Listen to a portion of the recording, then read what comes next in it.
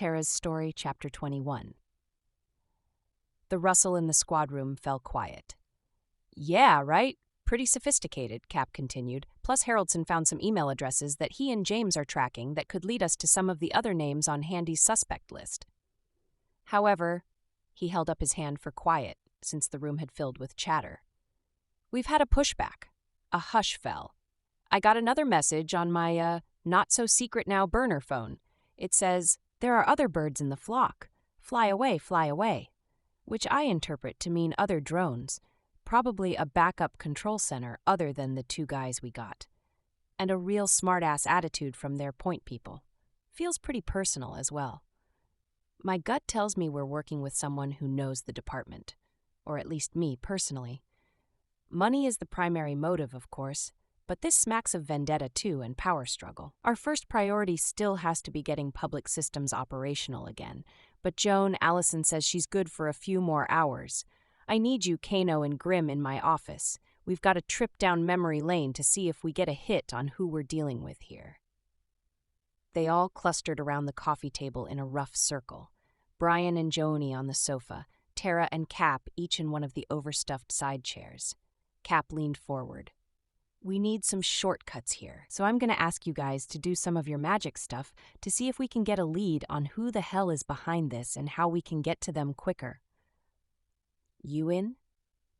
Brian looked mildly startled, but Terra and Joni not so much. This wasn't the first time Cap had called on their supernatural abilities, having acknowledged them privately some years before. Cap addressed Brian's reaction. Grimm, these two have provided, let's call it extrasensory help on other occasions. I have some abilities myself, what I call my gut to the rest of the department, but when we work together like this, we get much better results. It's actually why I invited you to transfer in. A light dawned in Brian's eyes. I wondered, but my gut said, do it, so I didn't ask further. The info I need always comes to me sooner or later. Besides, he turned toward Joni and smiled. Cap smiled too, but jumped straight to business. Later, Grimm. Focus now. Okay, everybody ready? Joni, start the process, please.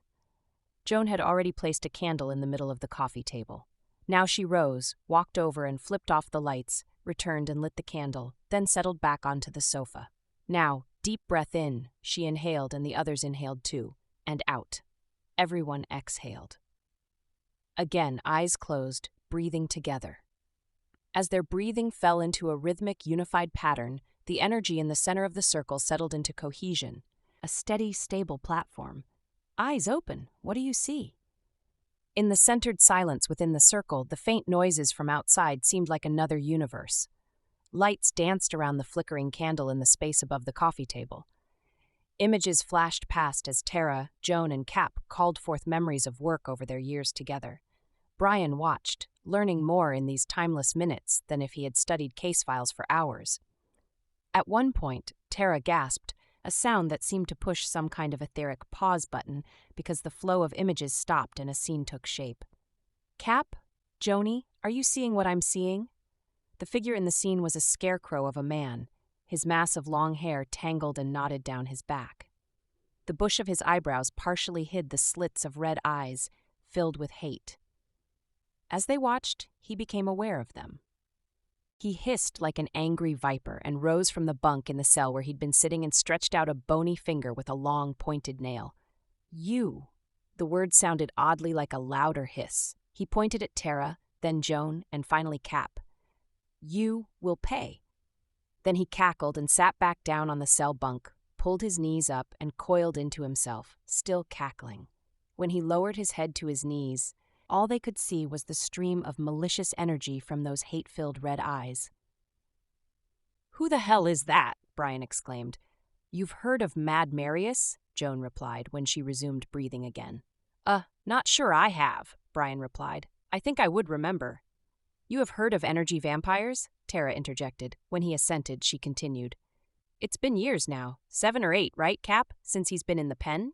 Terra thought hard to remember what she had worked even harder to forget.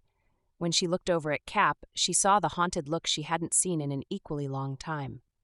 Terra forced her gaze away from Cap and back to Brian. He was called Mad Marius because he claimed a prison cell couldn't hold him. that he could transport himself out any time he wanted. Almost nobody believed him. Unfortunately, that turned out to be partially true. While his body stayed incarcerated, call it his doppelganger, showed up in many other places. Like my bedroom, Cap interjected. I thought what I was seeing was just an externalized nightmare, until one morning I awoke with scratches all down my face after dreaming he tried to scratch my eyes out. We figured out the only reason he couldn't do more damage, couldn't actually kill Cap, was that with his body incarcerated, he couldn't feed his evil the way he had been, with the energy of his followers. One of his lieutenants confessed that he would get them all in a certain configuration, 5 at a time, and suck their energy. Literally.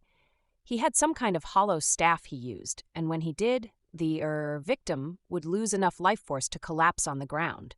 It took days to recover when he'd do the whole thing again. His lieutenant said he had 3 such divisions so that each had time to build strength before he'd suck it out of them again. Terra spoke up. The rest of the force thought he was just nuts, but those of us who know something about the etheric realms, know it's worse than that. Brian frowned. The laws don't address dark magic, so what was he convicted of? Murder, Cap admitted. Apparently he got, so ravenous to power up his dark magic. He got impatient, so he went out on the streets. We found a trail of bodies, a couple of homeless in one alley, a young couple who must have been out late on a date in another alley. No blood, no evidence of violence, just dead. But each one had this jagged scratch across their forehead, like a stylized M, as though he wanted to be known. Known and feared, Terra reminded Cap. The fear energy seemed food for him, too, almost as strong as the life force he sucked from his victims. She turned to Brian. He came to my dreams, too, and trust me, the fear he invoked was real. He murmured, thinking of the mark scratched on the forehead of the dead. The name Marius refers to Mars, the god of war, Joni offered. Brian quirked an eyebrow. You're spelling because this is another case of like in the Harry Potter series. He who must not be named? Because speaking a name out loud is invoking him? Joni nodded vigorously. Exactly. J.K. Rowling put a lot of truths in her so-called fiction series. And we sure don't want to call him here. She paused, considering. At least not right now. But this operation seems way more modern, if you will, and technologically sophisticated. How could this person pull that off from a prison cell? He seems more like a carryover character from The Lord of the Rings. He does, doesn't he? Terra affirmed. She thought a moment. But what if that's to throw us off, to make us discount him in a way? Sure, we see he's dangerous, but in this form, we wouldn't expect him to be able to organize a sophisticated technological coup.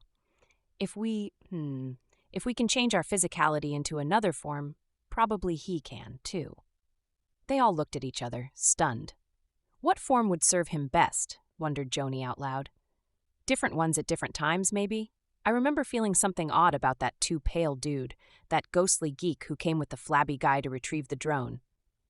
Terra commented. His energy felt strained somehow, although his body moved like you'd expect it to. What if this madman can take on the persona of someone in a position of authority, or even take over their persona? Brian ventured. Like a possession? Cap questioned. If that's the case, maybe we better look closer at that list of names Handy Carlson gave us. Joni, is Allison still here? She was going to overlap shifts a few hours, and we could sure use an update.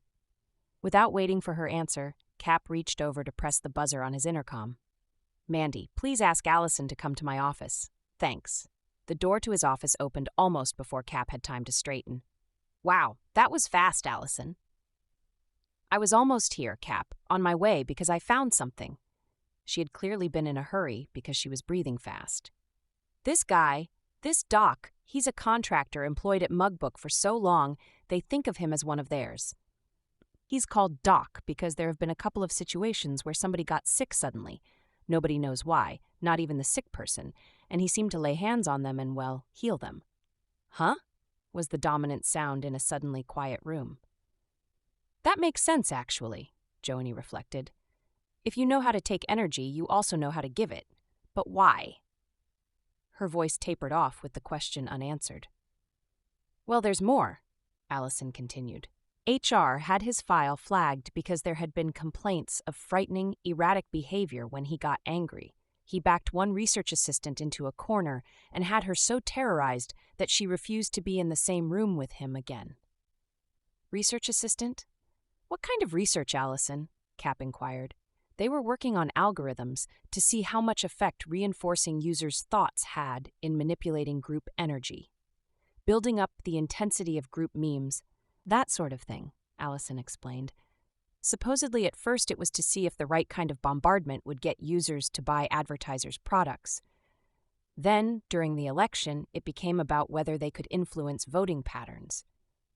HR has, well, my contact in HR, who has unofficially kept records that might otherwise have disappeared, she has a report from a pair of research assistants that suggests somebody inside the organization was experimenting with mob mentality. Remember that demonstration contesting the election results that turned so violent? That incident followed on a weeks-long campaign to build up frustration to a fever pitch, just to see whether the mindset would carry over.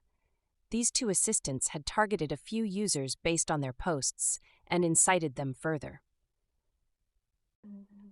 They went to HR to protest any further research of that kind after that guy got so mangled by the crowd. They'd tried to talk to their manager, but he brushed them off, actually seemed gleeful that they had been so successful. And these assistants were pretty afraid of him. Let me guess, Cap ventured.